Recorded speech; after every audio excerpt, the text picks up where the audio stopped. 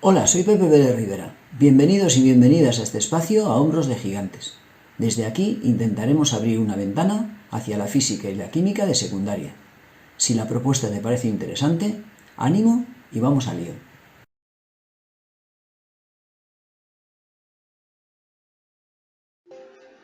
Vamos a estudiar para el curso de segundo de bachillerato y dentro del tema de física cuántica el procedimiento experimental para determinar la constante de Planck. Hemos visto en un vídeo anterior cómo el potencial de frenado era la diferencia de potencial mínima que deberíamos aplicar para que ningún fotoelectrón alcance el ánodo. Es decir, cuando el electrón salta del cátodo, una vez que incide la radiación electromagnética, salta con una cierta energía cinética. Lo que tiene que hacer el campo eléctrico que vamos a generar en esta región es frenar el movimiento del electrón, realizar un trabajo para detener el electrón que avanza para cerrar el circuito. Con lo cual, tendremos que la energía del fotón incidente, por una parte, se emplea en arrancar el electrón, el trabajo de extracción, h por la frecuencia umbral, más la energía sobrante que acumula el electrón como energía cinética. Esta energía cinética es precisamente la que debe coincidir con el trabajo que realiza la fuerza del campo, carga por diferencia de potencial, siendo esta diferencia potencial precisamente el potencial de frenado. En estas condiciones podemos escribir que la energía incidente es la energía asociada al trabajo de extracción h sub 0 más E por el potencial de frenado. De manera que E por el potencial de frenado, que sería la energía cinética, es h por la frecuencia incidente menos el trabajo de extracción.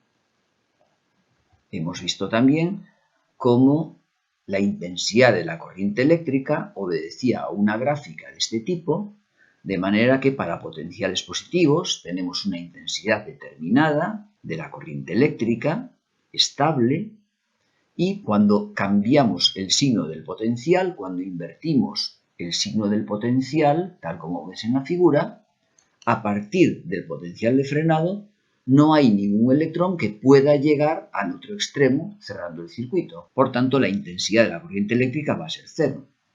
Y entre el valor estable de la intensidad de corriente y el valor nulo aparece toda esta región que corresponde a potenciales invertidos, tal como ves en la figura, que en valor absoluto son más pequeños que el potencial de frenado.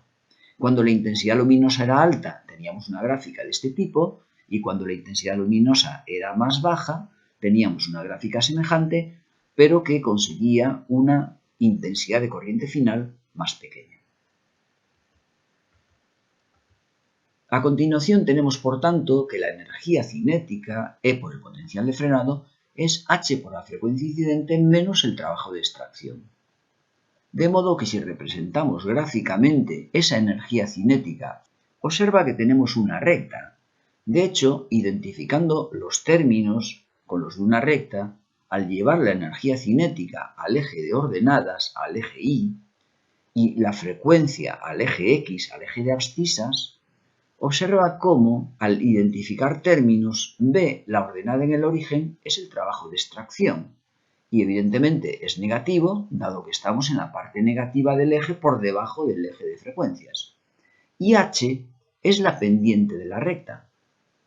Observa también, es importante destacar, que H es la pendiente y es independiente del metal. El metal altera la ordenada en el origen, tal como es en la figura. Un metal A, si tiene un trabajo de extracción más bajo, sería el valor absoluto del valor que estamos midiendo en el punto de corte con el eje vertical, tenemos una recta que pasa por este punto.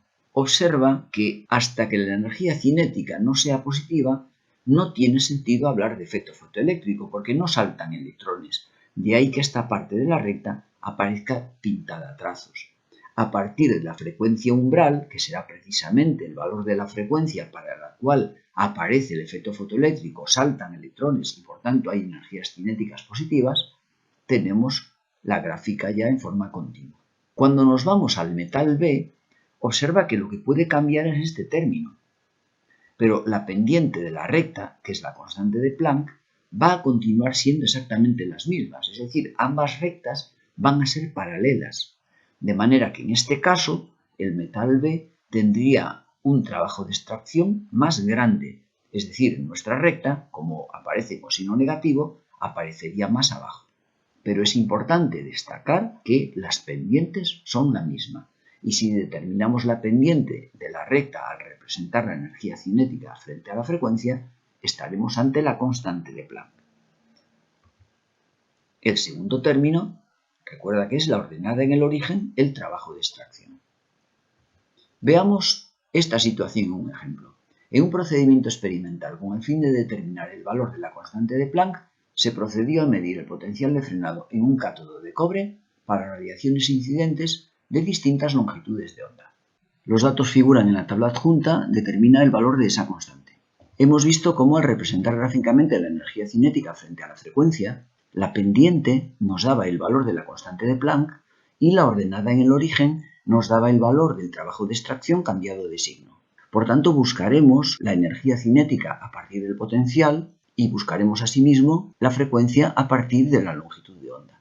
Para ello, llevaremos la energía cinética al eje vertical, al eje de ordenadas, y llevaremos la frecuencia al eje de abscisas.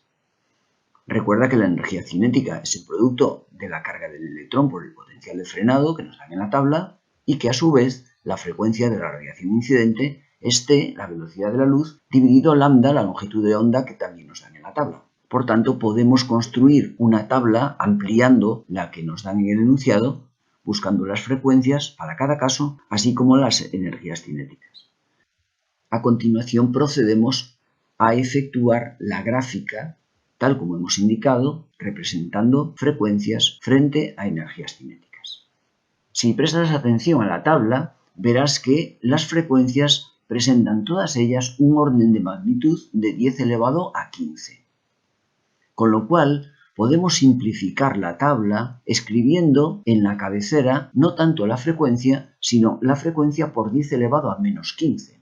Si la frecuencia por 10 elevado a menos 15 es 2,33, la frecuencia será 2,33 dividido 10 elevado a menos 15, es decir, por 10 elevado a 15, tal como lo tienes en la tabla original.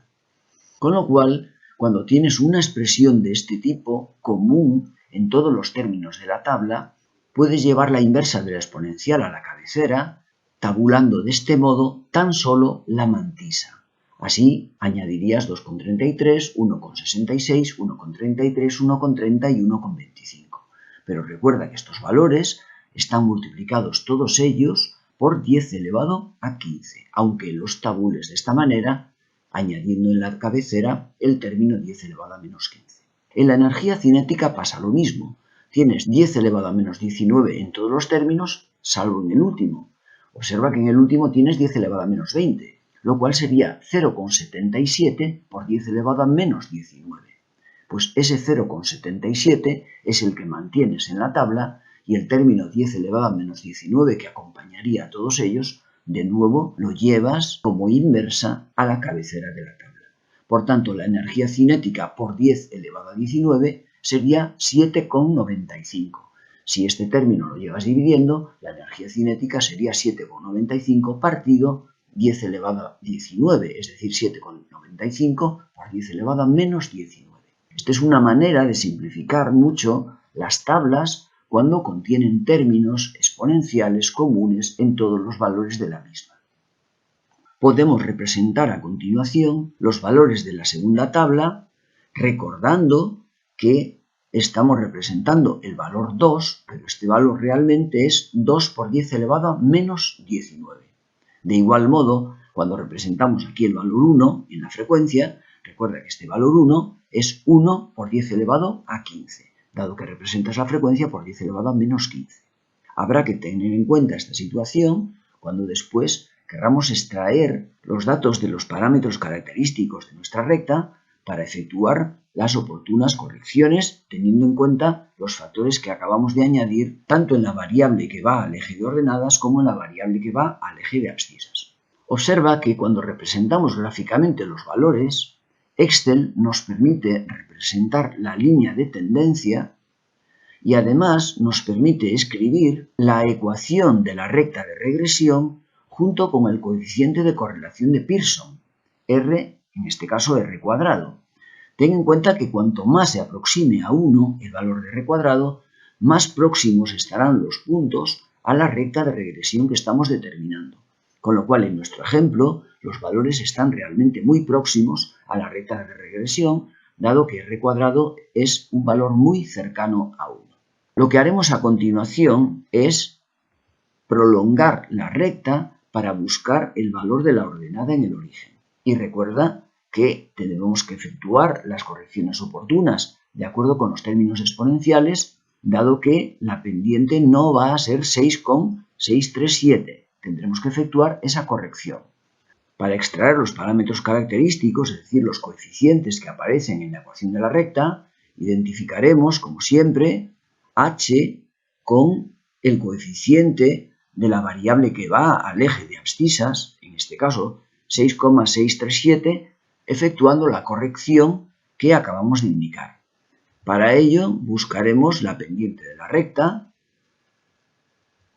de modo que esa pendiente será la variación de la energía cinética en relación con la variación de la frecuencia. Pero recordemos que esa variación de la energía cinética no corresponde a los valores representados, sino a esos valores por 10 elevado a menos 19, con lo cual faltará este factor en el numerador. De igual modo, en el denominador faltará el factor 10 elevado a 15, de manera que esa pendiente que aparece como 6,637 deberá de estar multiplicada por 10 elevado a menos 19 y dividida por 10 elevado a 15. Con lo cual obtenemos el valor de la constante de Planck para los valores de nuestra tabla, 6,637 por 10 elevado a menos 34 julios multiplicado por segundo. De igual modo, rescataremos en la ecuación el trabajo de extracción. Observa que el trabajo de extracción es nuestra ordenada en el origen cambiada de signo. Por tanto, el trabajo de extracción va a ser 7,479, pero de igual modo recuerda que los valores que representamos en el eje de ordenadas están multiplicados por 10 elevado a 19. Por tanto, el valor que corresponde al punto de corte será 7,479 por 10 elevado a menos 19 julios. Este será el valor multiplicado por el factor de corrección 10 elevado a menos 19 correspondiente a ese trabajo de extracción. Además, podemos leer la frecuencia umbral. Ten en cuenta que es la frecuencia para la cual aparece el efecto fotoeléctrico, es decir, saltan electrones. La energía cinética, por tanto, deberá ser positiva. Los valores que corresponden a energías cinéticas negativas no tienen sentido, es decir, no hay efecto fotoeléctrico. Pero a partir de este punto, a partir del cual la energía cinética es positiva, podemos concluir que saltan los electrones, siendo esta, por tanto, la frecuencia umbral, que es la correspondiente al valor de la energía cinética nula. Para ello, al igualar a cero la energía cinética, podemos obtener la frecuencia umbral una vez determinados los valores de h y del trabajo de extracción anteriormente. Esa frecuencia umbral, 1,127 por 10 elevado a 15 hercios. Podemos determinar la recta de regresión con ayuda de nuestra ecuación genérica, según la cual la variable que va al eje de ordenadas, en nuestro caso la energía cinética, menos la media de todos los valores de esa variable, debe ser igual a la covarianza dividido la varianza de la variable que va al eje de abscisas y que multiplica a la variable que va a ese eje de abscisas menos la media de todos los valores de esa variable. El coeficiente de correlación de Pearson sería el producto de la covarianza dividido la desviación típica de ambas variables.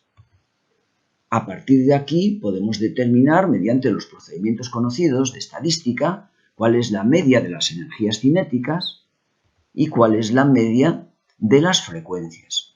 Del mismo modo, podemos determinar cuál es la varianza de la energía cinética y una vez calculada esa varianza podemos determinar la desviación típica y de igual modo la varianza de la variable que va al eje de abscisas de la frecuencia y su raíz cuadrada, que será la desviación típica correspondiente. También podemos determinar la covarianza Recuerda que esta era la media de los productos menos el producto de las medias, con lo cual obtendríamos estos valores. Una vez que tenemos todos los elementos, las medias, la covarianza, la varianza, en este caso, de la frecuencia, y en el caso del coeficiente de correlación, la covarianza y ambas desviaciones típicas, podemos entrar en la ecuación de la recta de regresión, sustituyendo los elementos y despejando la energía cinética para tener una expresión de este tipo en la cual determinaríamos la pendiente, h, la constante de Planck, y asimismo el trabajo de extracción, que sería la ordenada en el origen.